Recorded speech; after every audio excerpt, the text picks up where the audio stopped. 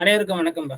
So இன்னொரு session நம்ம aptitude discussion on TNPSC group 2A ரைட்டாப்பா. இன்னைக்கு நடந்த எக்ஸாமுடைய கொஸ்டின் பேப்பரை தான் பார்க்க போறோம். அதில் ஆப்டிடியூட்ல 25 கேள்விகள் நம்ம என்னென்ன கேள்விகள் அது நம்ம ஸ்டெப் வைஸ் சால்வோட பார்ப்போம்.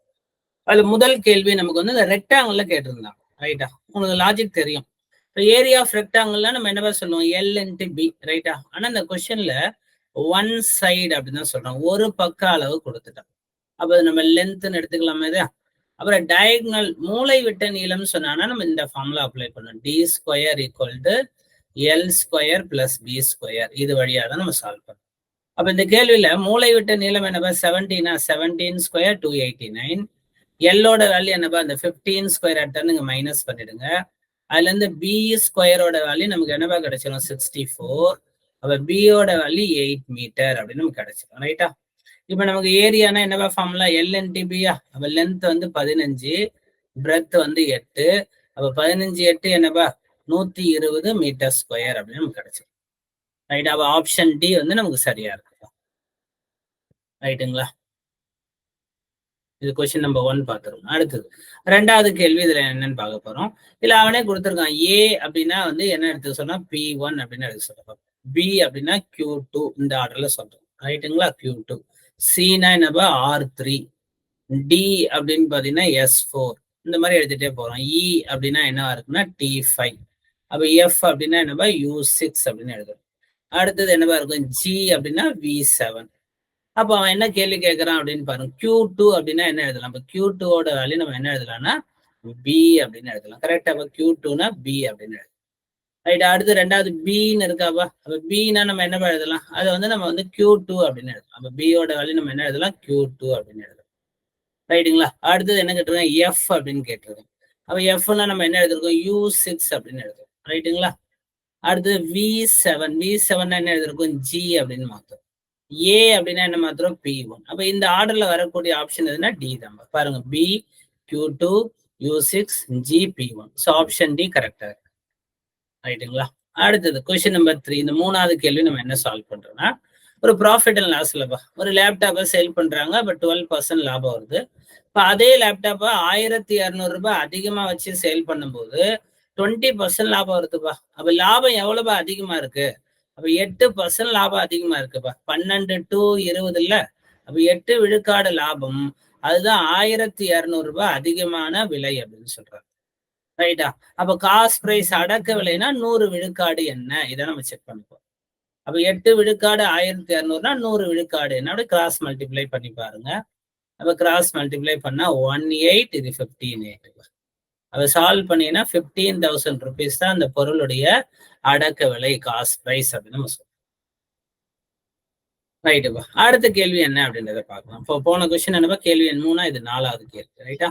இப்ப டைஸ்ல நம்ம 2 ஃபேஸ்னா 1 2 3 4 5 6 இல்ல, அது வந்து இப்படி சொல்றோம். டைஸ் 1ஓட ஃபேஸஸ நம்ம ரிப்பீட் பண்ற மாதிரி சொல்றோம். 2, 2, 3, 3, ஒரே ஃபேஸ 3 டைம் 2 டைம் சொல்றோம். அதே மாதிரி இன்னொரு டைஸும் இதே தான் எடுத்துக்க சொல்றோம். இதுல என்ன சொல்ற, 2வது டைஸ்ல உள்ள முகங்களுடைய மதிப்புகளை முதல் டைஸ்ல கம்பேர் பண்ணா 2வது 1வது விட அதிகமா இருக்கணும் அப்படி சொல்றோம். ரைட். அப்ப செகண்ட் வந்து ஃபர்ஸ்ட விட அதிகமா இருக்கிற மாதிரி எத்தனை ஃபேஸஸ் இருக்கும். இப்ப இதுல நான் 2ன்னு எடுத்துக்கிறேன்பா. ரைட்டா. இதுல எடுத்துமே இந்த 1 கம்பேர் பண்றேன். அப்ப 2, 1. ரைட்டா. இது ஒரு சான்ஸா. அதே மாதிரி அடுத்து நான் என்ன பண்ணுவேன், இந்த 2 எடுத்து இந்த 1ஓட கம்பேர் பண்றேன். அப்ப இது வெவ்வேறு ஃபேஸ் தானேவா. அப்ப டிஃப்ரெண்ட் கவுண்டா தான் எடுக்கணும், ஒரே கவுண்டா எடுக்கக்கூடாது. அதே மாதிரி பாத்தீங்கன்னா இதுல 3 அப்படின்னு நான் எடுக்கிறேன். ரைட்டா. இந்த 3 எடுத்து நான் இதோட கம்பேர் பண்றேன். ரைட்டா. இந்த 1ஓட கம்பேர் பண்றேன். ரைட்டா. அதே மாதிரி இந்த 3 எடுத்து ஓகேங்களா இந்த 2ஓட கம்பேர் பண்றேன். ரைட்டா. அதே மாதிரி இந்த ஃபர்ஸ்ட் இருக்கக்கூடிய 3 எடுத்து அடுத்த 2ஓட கம்பேர்.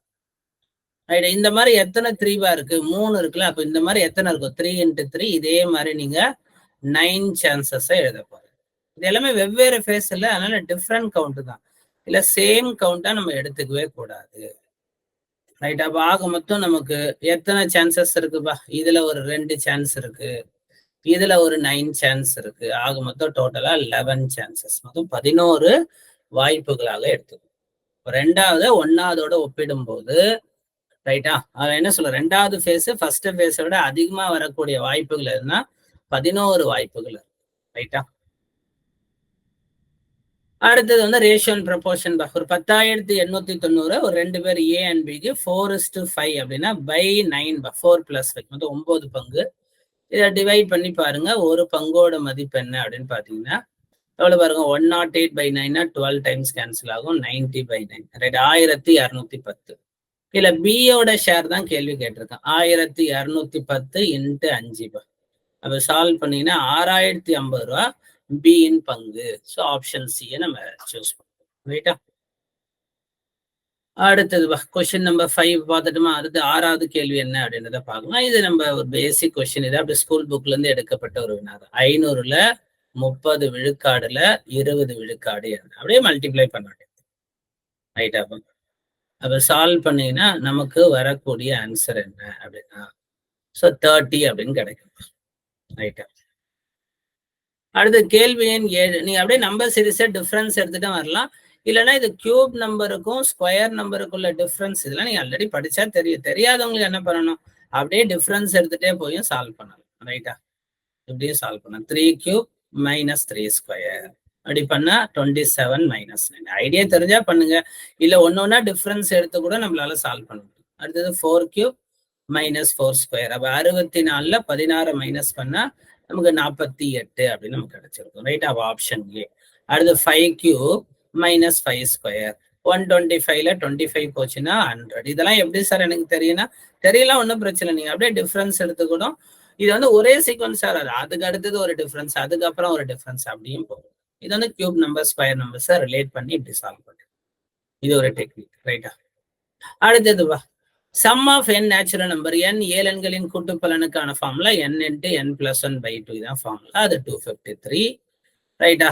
இதை வந்து நீங்க அழகா யூனிட் பிளேஸை வச்சே நீங்க பார்க்கலாம், இல்லைன்னா கொடுக்கக்கூடிய ஆப்ஷன்ல டிரைவ் பண்ணலாம். ஒருவேளை ஆப்ஷன் ஏ 22 தான் கரெக்டா நம்ம எடுக்கிறோம்னு வச்சுங்களேன். n 22னா n + 1 23/2. இதை டிவைட் பண்ணா நமக்கு என்னவா இருக்கும், 23 × 11 எவ்வளவு வரும், 253 தான் கொடுக்குது. ரைட்? அப்ப என்னோட வேல்யூ நம்ம 22ன்னு எடுத்தோம்னா அதுதான் கரெக்ட். அப்ப இதெல்லாம் ஆப்ஷன்ல இருந்து யூ கேன் வெரிஃபை இட். இதை குவாட்ரேட்டிக் ஈக்குவேஷனை மாத்தி இருபடி சமன்பாடு எல்லாம் சொல்றோம்ல, அவ்வளவு விஷயம்லாம் நீங்க போகணும்னு அவசியம் கிடையாது. ரைட்டுப்பா? அடுத்த கேள்வி பாருங்கப்பா. இப்போ கேட் ஈக்குவல் டு ஏபிசி. அப்ப என்ன சொல்றான், சி அப்படின்னா ஏ அப்படின்னு எடுத்துக்க சொல்றான், ஏனா பின்னு எடுத்துக்க சொல்றான், டீனா வந்து சின்னு எடுத்துக்க சொல்றான், அதே மாதிரி டாக் அப்படின்னா டீனா வந்து டின்னு எடுத்துக்க சொல்றான், ஓ அப்படின்னா ஈன்னு எடுத்துக்க சொல்றான், ஜினா எஃப்ன்னு எடுத்துக்க சொல்றான். இத மாதிரி டேன் என்ற வார்த்தையை எவ்வாறு மாற்றுவார்? அப்ப டி அப்படின்னா நம்ம என்ன எடுத்திருக்கோம் பாருங்க, டீனா சி, ஏனா என்ன எடுத்திருக்கோன்னு பாருங்க பி, என்னன்னா புது எழுத்தா, அப்ப எதுவும் கொடுக்காதனால நம்ம என்னன்னு எடுத்துக்கிறோம், வேற நமக்கு அது தெரியல எப்படி மாத்தணும், அதனால அப்படியே எடுத்துக்கிறோம். அப்ப காட். அப்ப சி அப்படின்னா என்ன ஏ. ரைட்டா? ஓ அப்படின்னா என்ன ஈன்னு மாத்தோம். ரைட்? அப்ப அடுத்தது டி அப்படின்னா சின்னு மாத்தோம். அப்போ வரக்கூடிய ஆப்ஷன் டி தான் கரெக்டா இருக்கும். அப்ப சிபிஎன் ஏஇசி. அப்ப ஆப்ஷன் டி கரெக்டா இருக்கும்.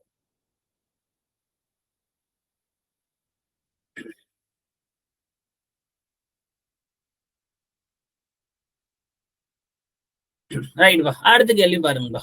இதை எப்படி சால்வ் பண்ணிருக்காங்கன்னு பார்க்கலாம். ஜி இது வந்து முதல் எழுத்து ஒரு சீக்வன்ஸா பாருங்க, ஈஸியா இருக்கும். First letter G. ரைட்டாப்பா? அதுல ஃபர்ஸ்ட் லெட்டர் பி. ரைட்டாப்பா? அப்படியே பார்த்துட்டே வாங்க. First letter D. அப்ப அடுத்தது நம்ம கொஸ்டின் மார்க்ல வரக்கூடியது எம்ப்பா. ரைட்டா? இது வந்து ஃபர்ஸ்ட் சீக்வன்ஸ். இப்படி எடுத்து இப்போ ரெண்டாவது சீக்வன்ஸ் பாரு, DM4. இது இதை பார்க்குறோம், DM4. அப்ப எங்க இருக்கு டி, கண்டினியூஸா எடுத்து பாருங்க, M4. அப்ப அடுத்தது என்னன்னு வரும். அதுக்கப்புறம் RP5. இது அப்படியே ரிவர்ஸ்ல எடுத்து பாரு, இப்படி இப்படி எடுத்து பாரு. ரைட்டா? இந்த சீக்வன்ஸ்ல அப்ப RP5Q. அப்ப மூணாவது எழுத்து Q. அப்ப MNQ எங்க பாருங்க, ஆப்ஷன் ஏல இருக்கு அப்படின்னு சொல்லி. ரைட்டுப்பா?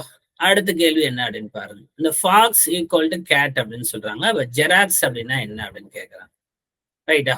அப்ப எஃப்னா என்னப்பா சொல்றான், சி அப்படின்னு சொல்றான், ஓனா ஏ அப்படின்னு நம்ம பார்த்து எழுத போறோம். அப்ப எக்ஸோட வேல்யூ என்ன அப்படின்னு பாருங்க.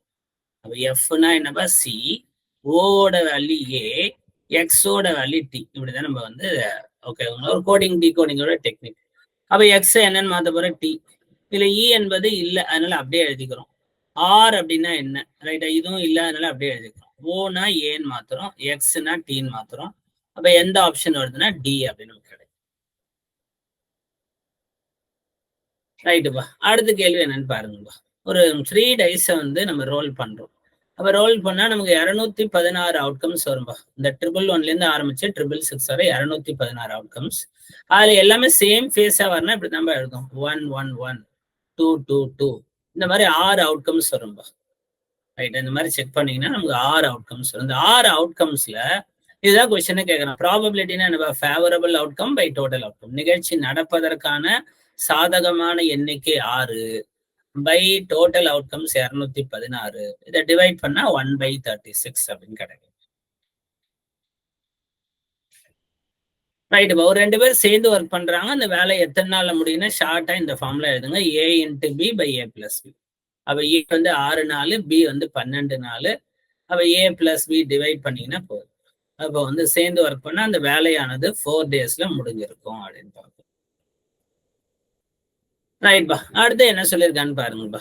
ஒரு நீச்சல் குளம் இருக்கு. ரைட்டாப்பா. ஒரு ஸ்விம்மிங் பூல் அப்படின்னு சொல்றாங்க. 24 மீட்டர் நீளமும் 15 மீட்டர் அகலமும் கொண்டது. குறிப்பிட்ட எண்ணிக்கையிலான ஒரு ஆண்கள் அந்த குளத்தில் ஓகேங்களா குதிக்கும் போது அந்த நீரின் உயரம் வந்து எவ்வளவு மேல உயருதுன்னா 1 சென்டிமீட்டர் உயருது அப்படின்றாங்க. அப்போ ஒரு ஆண் சராசரியாக வெளியேற்றும் நீரின் அளவு 0.1 மீட்டர் கியூப்ன்றாங்க. அப்ப எண்ணில் அந்த நீச்சல் குளத்தில் எத்தனை ஆண்கள் உள்ளனர், how many men அப்படின்னு கேட்கிறாங்க. அப்ப ஃபர்ஸ்ட் நம்ம என்ன எடுத்துக்கணும்னா, உங்க லென்த் எவ்வளவா 24 மீட்டர், அந்த பிரெத் வந்து 15 மீட்டர். மேலே வந்து அந்த வாட்டர் வந்து எவ்வளவு ஹைட் லெவல் அதிகமாகுதுன்னா 1 சென்டிமீட்டர்னு இருக்குல்ல, அந்த சென்டிமீட்டரை மீட்டரா மாத்த 1/100 மீட்டர் அப்படின்னு மாத்திக்கணும். ரைட்டாப்பா. இது 1/100 மீட்டர். இப்ப டிவைடட் பை நம்ம என்ன பண்ண போறோம்னா, ஒரு ஆண் வந்து ஜஸ்ட் அதுல ஓகேங்களா குதிக்கும் போது 0.1 மீட்டருக்கு 0.1 ஷார்ட்டான எப்படி எழுதுனா 1/10 அப்படின்னு எழுதிக்கிறோம். 1/10 மீட்டர் கியூப் ஓகேங்களா. வாட்டர் லெவல் வந்து மேல வந்து இன்க்ரீஸ் ஆகுது. அப்ப நம்பர் ஆஃப் மென் என்ன, அப்ப ஆட்களோட எண்ணிக்கை என்ன, இதான் கண்டுபிடிக்க போறோம். ரைட்டாப்பா. இப்ப டிவைட் பண்ணி பாருங்கப்பா. அப்ப அடுத்த ஸ்டெப் என்னப்பா பண்ணலாம்? அப்ப 24 × 15 × 1/100. 1/10 டிவைட் பண்ணும்போது 10/1 ஆயிடும். இந்த 0 0 அடிச்சிருங்க. 3 5 இது 2 5 இது 1 2 12 2 சால்வ் பண்ணினா 36 பேர்.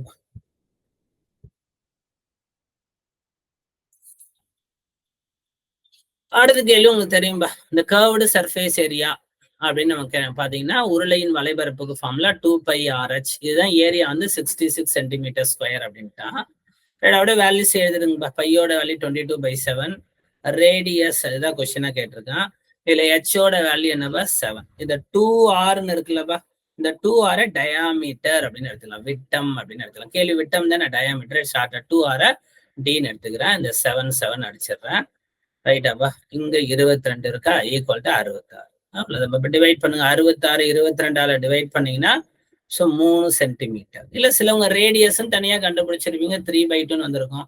அதை டயாமீட்டரா மாத்தினா இன்டு 2 டைம்ஸ் பண்ணீங்கன்னா உங்களுக்கு 3 சென்டிமீட்டர் அப்படின்னு கன்வெர்ட் பண்ணிருக்கலாம்.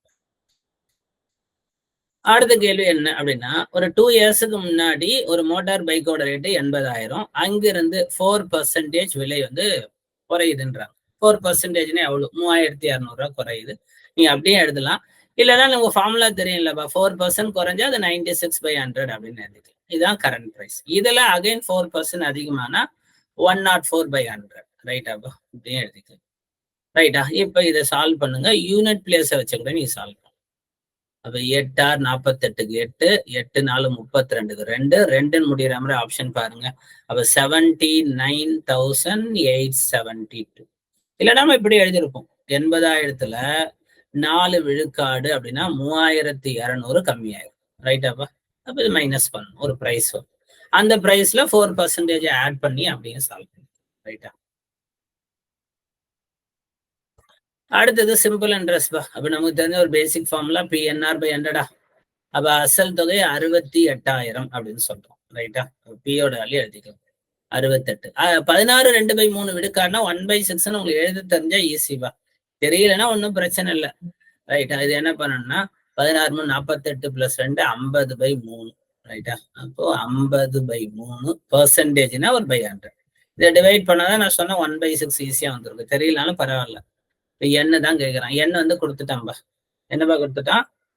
9 மந்த். 9 மந்த்னா என்னப்பா, 9/12 இயரா தானே மாத்தணும், நம்பர் ஆஃப் இயர்ஸ்ல தான் கன்வெர்ட் பண்ணணும். 9/12 ஆண்டுகள். இப்ப டிவைட் பண்ணுங்க, 2 0 அடிங்க. ரைட்டா, இது சால்வ் பண்ணிக்கலாம். இது 3/4, இந்த 3 3 அடிங்க. இது 4 ஆல டிவைட் பண்ணீங்கன்னா என்னவா கிடைக்கும்? ரைட்டா, இல்ல இப்படி டிவைட் பண்ணிக்கலாமா?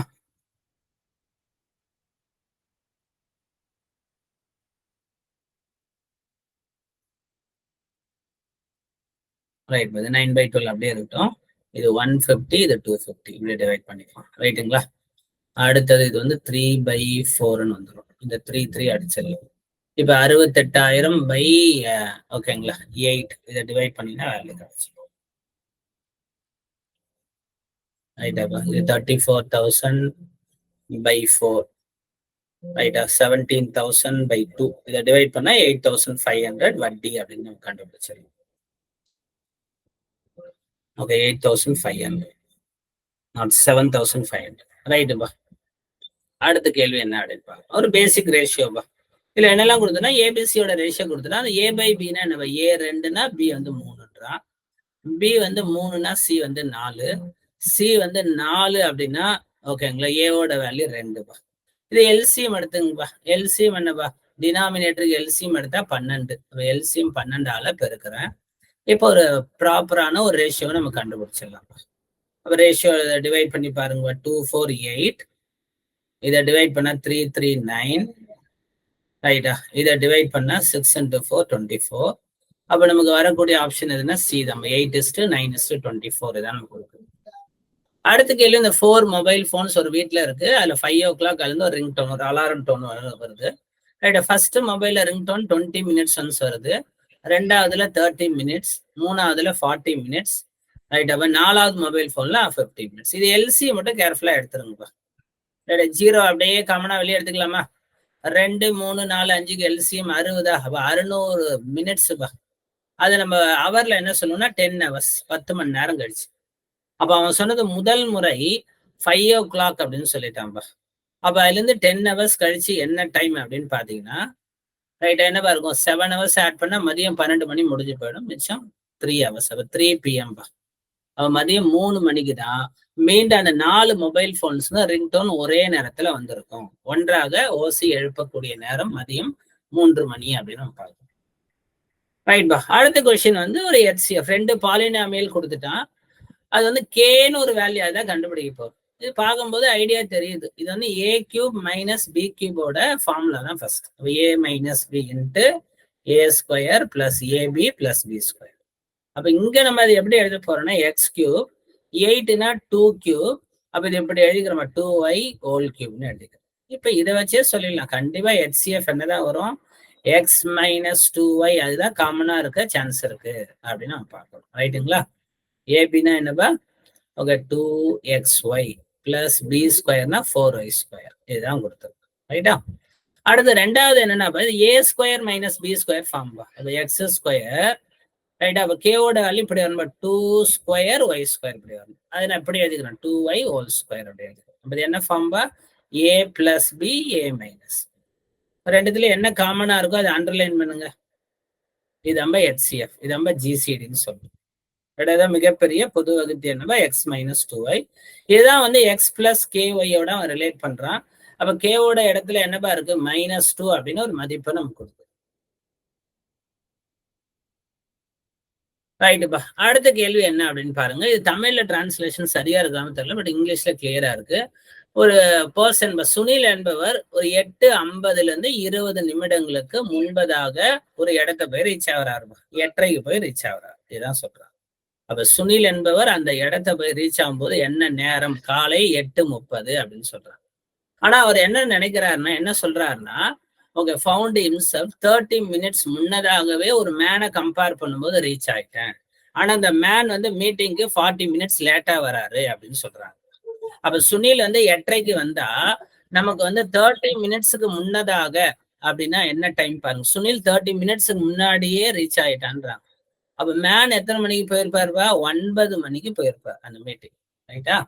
ஆனா அந்த மேன் வந்து மீட்டிங் எவ்வளவு டைம் வந்து லேட்டா போயிருக்காரு, 40 நிமிஷம் லேட்டா போயிருக்காரு. ரைட்டாப்பா? அப்ப 9 மணிக்கு இவர் ரீச் ஆயிருந்தா ரைட் 40 நிமிஷம் லேட்டா தான் மீட்டிங் போயிருக்காரு. இப்ப மீட்டிங் ஷெட்யூல் டைம் என்னப்பா இருக்கும்? 8:20 இருக்கும். இது ஓகே பாருங்க. இது கிளியரா சால்வ் பண்ணணும். 8:50ல 20 மினிட்ஸ் முன்னாடி 8:30க்கு சுனில் போயிட்டாருப்பா. ஆனா இந்த மேனை கம்பேர் பண்ணி சுனில் என்ன சொல்றான்? 1/2 hour நான் முன்னாடியே வந்துட்டேன்றான். அப்ப இவன் 8:30க்கு போயிருந்தா அந்த மேன் 9 மணிக்கு போயிருந்தாலும் 1/2 hour முன்னாடி, ரைட்டுங்களா? ஆனா இந்த மேன் மீட்டிங் போகும்போது 40 நிமிஷம் லேட்டா ரீச் ஆயிருக்கான். அப்ப மீட்டிங்கோட ஷெட்யூல் டைம் என்னவா? 8:20. அப்பதான் 40 நிமிஷம் லேட்டுன்னு சொல்ல முடியும் இவரோட கம்பேர் பண்ணும்போது. பாருங்க 40 minutes லேட் கரெக்டா இருக்கும். அப்ப மீட்டிங்கோடைய ஷெட்யூல் டைம் என்ன அப்படின்னு பார்க்கும்போது அந்த கூட்டம் துவங்கிய நேரம் 8:20. தமிழ்ல பாருங்களேன், கூட்டம் துவங்குவதற்கு முன்பு 20 நிமிடம் முன்னமே சுனில் 8:50 மணிக்கு சென்றார். டிரான்ஸ்லேஷன் தப்ப 8:50ல இருந்து 20 நிமிடங்களுக்கு முன்னதாகவே ரீச் ஆயிருக்காரு. அப்படிதானே வரணும். ரைட்டுப்பா. இந்த கேள்வி ஆப்ஷன் சரியா வரலப்பா. இப்ப ஏ ஒரு வேலையை 7.5 hours முடிச்சிடுறாரு. பி ஏவை காட்டிலும் 20 விழுக்காடு அதிக வேலைத்திறன் கொண்டவர். இப்ப ஏ 100 வேலையை முடிக்கிறாருன்னு வச்சுங்களேன், பி 120பா. இது எஃபிஷியன்சி வேலைத்திறனை வச்சு சொல்றேன். இது வேலைத்திறன். அப்ப என்ன ரேஷியோல இருக்காங்கப்பா? 6:5. நம்ம டேஸ்ன்னு எடுக்கும்போது, நாட்களா எடுக்கும்போது இன்வெர்ஸ் ரேஷியோ மாத்தி சொல்லணும். 5:6. அப்ப ஏ 7.5 hours அந்த வேலையை முடிச்சா 7.5 hours நான் 7.5ன்னு எடுத்துக்கிறேன். அப்ப இது கொஸ்டின் மார்க் போட்டு கிராஸ் மல்டிப்ளை பண்ணுங்க. அப்ப 5 into 7.5 by 6. இதை டிவைட் பண்றோம். ரைட்டா? 25 into 3. இது 2 into 3. இதை சால்வ் பண்ணீங்கன்னா 12.5 by 2. ரைட்டா? 12.5ல பாதி என்னப்பா அப்படின்னு பாத்தீங்கன்னா நமக்கு என்ன வேல்யூ வரும்? 6.25 வருமா? ஓகே பாருங்கப்பா. இதை டிவைட் பண்ணா 6.25 hours அப்படின்னு வரும். ரைட்டா? 6.25 hours 6 hours. 0.2 hours அப்படின்னா நம்ம 6 மணி நேரத்துல வரக்கூடிய ஆப்ஷன்ஸ் பாருங்கப்பா. ஆப்ஷன் சி வரலாம், ஆப்ஷன் டி வரலாம். ஆனா 6.5 மணி நேரம் வராதுப்பா. 12ல பாதி என்னப்பா நம்ம சொல்லுவோம்? ரைட்டா? ஸோ 12.5 மணி நேரம், அதுல பாதி நம்ம 6.25 மணி நேரம் அப்படிதான் சொல்லுவோம். ரைட்டா? இல்லைன்னா 0.25 நீங்க ஹவர்ஸ் மினிட்ஸ்ல மாத்தி பாருங்க. இது 60ஆல மல்டிப்ளை பண்ணா என்ன வரும்? 25,115. 25,150. 15 மினிட்ஸ் தான் வரும். ரைட்? அப்ப 6 hours 15 minutes அப்படி வரும். 6.25 மணி நேரம் வரும். 6.25 மணி நேரத்துல ஆப்ஷனே இல்லை பாபா. சிஆர்டி ஆனா அவரோட nearest value maybe option D போகலாம். பட் ஆக்சுவல் ஆன்சர் என்னவா? 6/1/4 hours. இல்லைன்னா அது அப்படியே ஃப்ராக்ஷன் வச்சா கூட போடுங்க. அப்படி போட்டாலும் கரெக்டா வரும். இப்போ 7.5 hours இருக்குல்லப்பா. இப்ப 6 பங்கு 7.5 15/2ன்னு எடுத்துக்கணும். அப்ப 5 பங்கு என்ன? இது அப்படியே கிராஸ் மல்டிப்ளை பண்ணலாமா? அப்ப என்னவா இருக்கும்? 75/2. அந்த by 6 கீழே எடுத்துட்டு வந்துடும். இப்ப டிவைட் பண்ணுங்க. 25 into 3. இது 2 into 3. 25 டிவைட் பண்ணீங்கன்னா 4 ஆல 6/1/4 hours. 6.25 மணி நேரம் தான் வரும். பாருங்க 6.25 மணி நேரம். ரைட்? அது டேஸ் இல்ல, அது ஹவர்ஸ். நம்ம நியரஸ்ட் வேல்யூ 6 அப்படின்னு போடுறோம். பட் எக்ஸாக்ட் ஆன்சர் 6.25 மணி நேரம். அடுத்த கேள்வி பாருங்கப்பா. ஒரு அசல் தொகையானது அப்படியே 2,000 இருக்கா, டபுளா மாறுதாம்பா அப்படின்னா 4,000 மாறுது. ரைட்? ஒரு அசல் தொகை 2,000, அது 2 மடங்கு அப்படின்னா டபுள்னா 4,000 மாறுது. அப்ப வட்டி எவ்வளவுப்பா? அதே 2,000. ரைட்டா? வட்டி எவ்வளோ? 2,000. ரைட்? இது ஷார்ட்கட்னா எப்படி சொல்லுவோம்னா, ஜென்ரலா டபுள்னா 100 200 மாறுது. வட்டி எவ்வளவுன்னா 100. ரைட்டா? பை ரேட் 8ஆல டிவைட் பண்ணா நமக்கு என்ன கிடைக்கும்? 12.5 years வரும். ஸோ 12.5 years மந்த்ல என்னவா சொல்லணும்? 150 மாதங்கள் அப்படின்னு சொல்லலாம். அப்ப ஈஸியா அதை சால்வ் பண்ணிக்கலாம். இல்லைன்னா நீங்க ஸ்டெப் பை ஸ்டெப்பா எழுதுங்க. சிம்பிள் இன்ட்ரெஸ்ட் 2,000, அசல் தொகை 2,000, என்னதான் கொஸ்டின் கேட்கறான். ஆர் 8/100. இப்போ 2,000 கேன்சல் பண்ணிடுங்க. இதை கிராஸ் மல்டிப்ளை பண்ணா 100/8. 100/8 இது டிவைட் பண்ணா 25 into 4. இது 2 into 4. ரைட்டா? இது இயர்ல இருக்குப்பா. இயரை மந்தா மாத்த நம்ம என்ன பண்ணிக்கலாம்? into 12 பண்ணிக்கலாம். அப்ப into 12 பண்ணீங்கன்னா 25 into 6 150 மந்த். இது இயர்ஸ், இங்க மந்தா மாத்திரம். ரைட்டா? சால்வ் பண்ணா 150 மந்த் அப்படிங்க. 150 மாதங்கள் அப்படின்னு கிடைச்சிடும். ரைட்? அடுத்த கொஸ்டின் எல்சிஎம். இது ஃபிராக்ஷனா மாத்தினா ஈஸி. 3/1. 2.7னா 27/10. 0.09னா 9/100. அது ஃப்ராக்ஷனா மாத்திட்டீங்கன்னா எல்சிஎம் கேட்டாங்கன்னா நியூமிரேட்டருக்கு எல்சிஎம் எடுக்கணும், டினாமினேட்டருக்கு HCF எடுக்கணும். நம்ம எல்சிஎமோட ஃபார்ம். அப்ப நியூமிரேட்டருக்கு எல்சிஎம் எடுத்தா நமக்கு பெரிய நம்பர் 27 பா. டினாமினேட்டருக்கு HCFனா சின்ன நம்பர் 1 பா. அப்ப 27 தான் இதோட எல்சி. ஓகேங்களா? அப்ப 27 தான் நமக்கு கிடைச்சு. ரைட்டுப்பா. அடுத்த கேள்வி வந்து இந்த ரெண்டு நம்பருக்கு இடையில என்ன இருக்கும்? பட் இது வந்து ஆக்சுவலா வேல்யூயா இல்ல ஒரு பவர்ல இருக்குல்ல, அதனால ஃபர்ஸ்ட் கன்வெர்ட் பண்றோம். எப்படிவா கன்வெர்ட் பண்ண போறோம்? 7 பவர் 1/3 மாத்துறோம். இது 5 பவர் 1/4 அப்படின்னு எடுத்துக்கிறோம். கொடுத்திருக்கக்கூடிய ஆப்ஷனை அப்படி மாத்திக்கிறேன். 2 பவர் 1/2, 3 பவர் 1/3, இந்த மாதிரி 3 பவர் 1/2 இந்த மாதிரி கொடுத்திருக்கக்கூடிய வேல்யூ ஃபர்ஸ்ட் இந்த மாதிரி மாத்திக்கலாம். ரைட்டா? இப்ப எது வந்து அந்த ரெண்டு நம்பருக்கு இடைப்பட்ட மதிப்புன்னு எப்படி மாத்த போறோம்னா எல்சிஎம் எடுத்துக்கிறோம். அப்ப எல்சிஎம் எடுத்தா பவர்ல இருக்கக்கூடிய 3க்கு 4க்கு எல்சிஎம் 12 பா. அப்ப 12 மாத்த இங்க 12ஆல மல்டிப்ளை பண்றேன், இங்க 12ஆல மல்டிப்ளை பண்றேன். அப்ப சால்வ் பண்ணா இது என்னவா இருக்கும்? 7 பவர் 4ன்னு வரும். இது 5 கியூப்னு வரும். டிவைட் பண்ணு. 5 கியூப்னா ஈஸி 125. 7 பவர் 4னா 49 into 49 பா 2400. அப்ப 125க்கும் 2401க்கும் நடுவுல என்ன வேல்யூ வரப்போகுது? இதை நம்ம பார்க்கணும். இதே மாதிரி நான் என்ன பண்றேன்? அந்த எல்சிஎம் 12 பெருக்கிறோம். இது 2 பவர் 6ன்னு வரும். 2 பவர் 6னா ஒரு 64 தான். அதே மாதிரி இதையே நான் 12 பெருக்கிறேன். இது என்ன 3 பவர் 6ன்னு வரும். அப்படின்னா 729. ரைட்டா? இதையே நான் 12 பெருக்கிறேன். ரைட்டாப்பா? இந்த 5 பவர் 1/2ன்னு இருக்குல்ல, இதை 12 பெருக்குன்னா 5 பவர் 6. 5 பவர் 6னா அது எங்கேயோ போகும் வேல்யூ. 5 கியூப்னாலே 125 இந்த 125 அதெல்லாம் 15 625 அந்த மாதிரி ஏதோ ஒரு வேல்யூல வரும். இல்ல பெருசு. இது என்னவா பார்த்தோம்? 4 பவர் 1/2 அதே 12 பெருக்குன்னா 4 பவர் 6 அப்படின்னா 4096. அப்ப எது அந்த ரேஞ்சுக்கு இடையில இருக்குன்னா 125க்கு 2401க்கு நம்ம கண்டுபிடிச்ச வேல்யூ 729 நம்பர் இருக்கு. 729 நம்ம என்ன எழுதுறோம்? √3 அந்த மாதிரி அந்த வேல்யூ நம்ம பார்க்கிறோம். அப்ப ஆன்சர் ஆப்ஷன் பி தான். ரைட்? அழகா அந்த எல்சிஎம் 12 எடுத்து பவர்ல அப்படியே 12 பெருக்குங்க, வேல்யூவா கன்வெர்ட் பண்ணுங்க.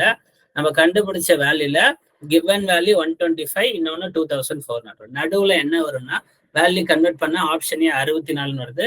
ஆப்ஷன் பி 729ன்னு வருதுப்பா. ரைட்டா? இந்த வேல்யூ என்னவா வருது? இது சால்வ் பண்ணீங்கன்னா 3 பவர் 1/2ன்னு வந்துச்சா, இது இன்டூ 12 பண்ணுமா எல்சிஎம்ல 3 பவர் 6 அது 729 வந்துச்சா, அப்ப அதுதான் நடுவுல இருக்கு. அப்ப √3 இதுதான் இடையில் உள்ள மதிப்பு அடைந்தோம். ரைட் பா. ஸோ சரியா நம்ம 25 கொஸ்டின் நம்ம டிஸ்கஸ் பண்ணிருக்கோம். ரைட்டா? நன்றி, வணக்கம்.